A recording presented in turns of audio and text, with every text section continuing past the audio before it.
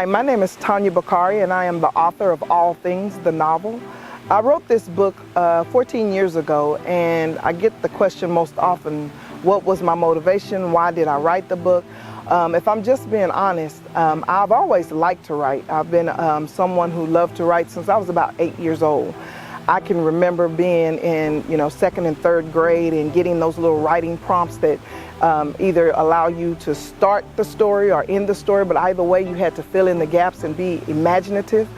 And I just really enjoyed that, and I would really get into it. And then when I was in about the 10th grade, I had an English teacher, and her name was Miss Patrick. I'll never forget her.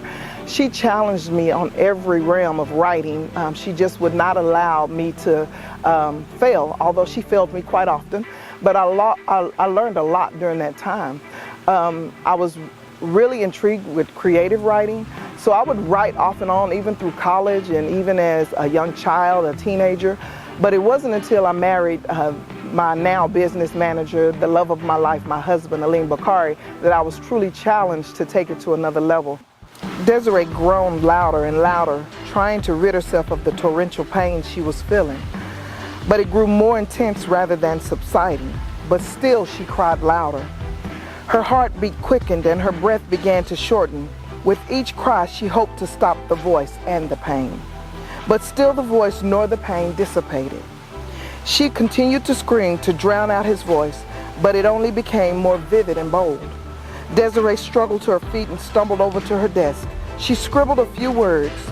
It was at that moment that she bowed her head and allowed the tears to fall from her face onto the desk. She rested her body on the back of the desk chair. Gripping the back of it in her hands, she watched a single tear fall. It was as if time stood still. It fell from her eye and gently took its place in the small pool that had formed. Her head was spinning. Her eyes were sore and swollen.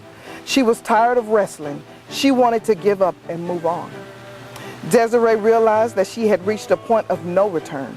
This was the deciding moment, one that she couldn't afford to run away from. She pulled the weapon close to her and pressed it to her chest and did the only thing that she knew to do.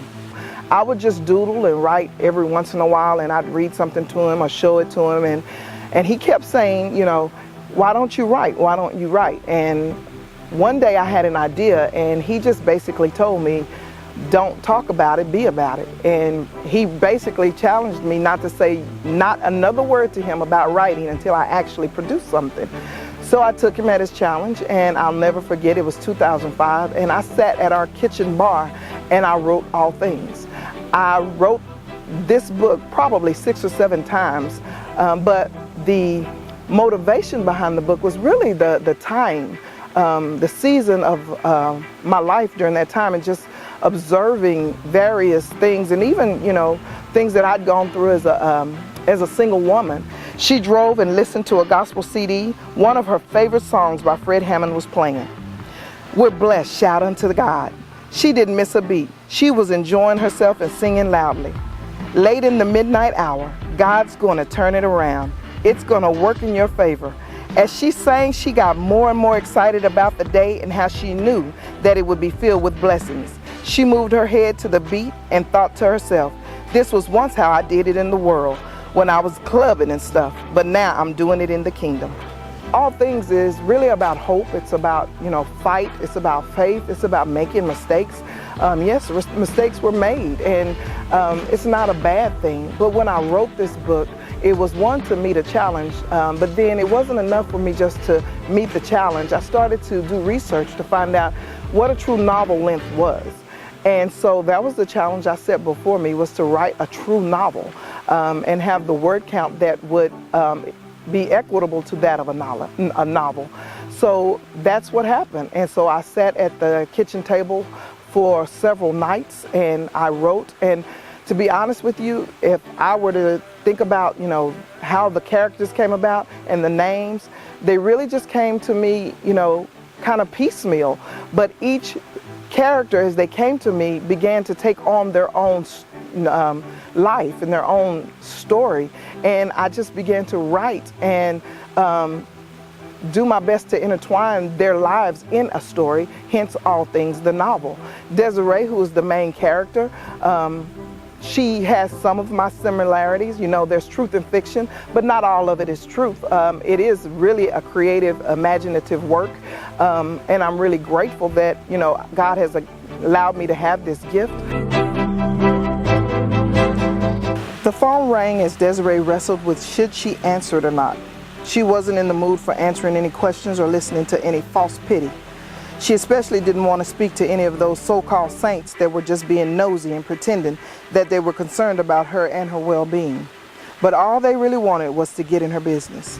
Her cell phone continued to ring. However, she had a visitor and couldn't be disturbed. This was someone who she'd ignored for far too long, someone she cared for but had neglected. She knew that he wasn't going to allow her to slip away. Not again. She ignored the distractions and focused on a friend. Though difficult to sit and listen at times, she did. Desiree struggled for a moment. The ringing seemed to grow more intense with each ring. Whoever was trying to reach her was relentless. They would hang up and call right back, it seemed. Desiree knew that she couldn't succumb to any more distractions. She had to remain focused. She stood up and paced nervously for a while, and then she took a seat on the sofa. Her friend's voice was soft and subtle, which made it easier for her to listen. At times, Desiree could feel the anxiety building in her stomach, but she did her best to remain calm as he continued to speak. You know I've always loved you, and I always will. I don't care about the things you've done. That's the past, and I've forgiven you. But you must forgive yourself. It was never my plan to condemn you, and you can't live that way. It's important that you know that I've always wanted to be with you, even when you were looking for someone else. I'm not ever going to leave you. To write a novel for me was really something that, again, my husband inspired, so I accepted the challenge. But what it means for me, whether it sells one copy or a million copies, hence a million copies, but it really is about, one, being able to, through written word, engage and pull somebody into your story, into your mind, and have them go on this journey with you. And even if one person reads the book and they can identify themselves in the words on these pages, that's what excites me, is that one person who gets enthralled in the book, and at the end they read the author's note and they continue with the call to action.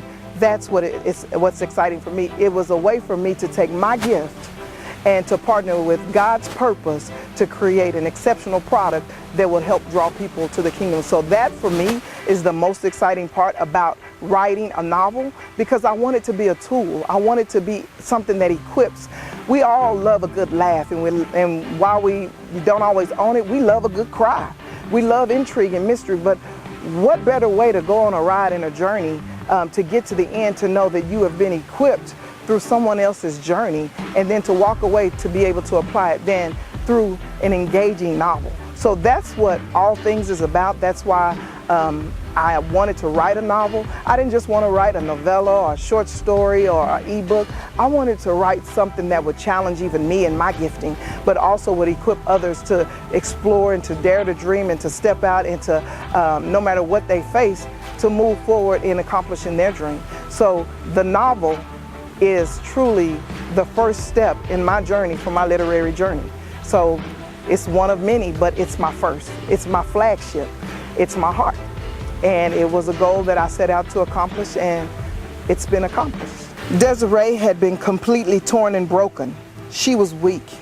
She hadn't slept nor eaten in days, and she could feel the very essence of her life slipping away. She cried out, "I can't do this anymore. It hurts too bad. The pain is too unbearable. I'm sick of struggling and suffering mentally and physically. I can't pretend that everything is fine when I feel as if I'm walking in hell. I refuse to live that way. I did it once and I'm not doing it again."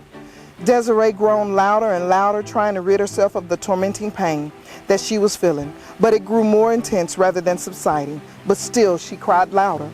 Her heartbeat quickened and her breath began to shorten. With each cry, she hoped to stop the voices and the pain. But still the voices nor the pain dissipated. She continued to scream, when suddenly the only voice she could hear was that of her friends. It had become more vivid and bold, completely drowning out the other voices in her head. the various voices of the various characters, they just came to me as I was writing. But the story that I really wanted to tell was no matter how far we fall from grace, we're still not too far. And that's what you'll see as you go through this book and you journey through all things, is that there is a consistent theme throughout the book. It's about fight and faith. And during that season when I wrote the book, one of the things that I can really recall is some of the friends that were closest to me, they just kept making the wrong decisions, it seemed, when it came to men. They were either falling for men who met every part of the criteria that they had written as far as, you know, these are the things I want in a man. Or they were just falling blind to, you know, smooth talk. They, for whatever reason, would start hard and heavy, steadfast in their ground, and then would soon succumb to whatever the line or the game of the moment was. Let's just be real, it was game. And I could see this, but on this side I was married, and so it was a little different for me, but I could still see, you know, through some of the, you know, charade and some of the things that was being shared with me, that there was some lies that was intertangled with the truth that some of these men were sharing with some of my friends. And so as I began to write, I really wanted to shed light on some of the pain points that we deal with as single women, and even as men who want to do the right thing and who are looking for, you know, good women and women who, you know, have potential and want to do great things in life. But often those men are, you know, either overlooked. You've heard the saying that the good guy never wins. Well, that is the case in this book to some extent. You've got to read it for yourself. But it really is to encourage, to entertain, and to equip the reader, whether you are male or female, to know that even if mistakes were made, all things work.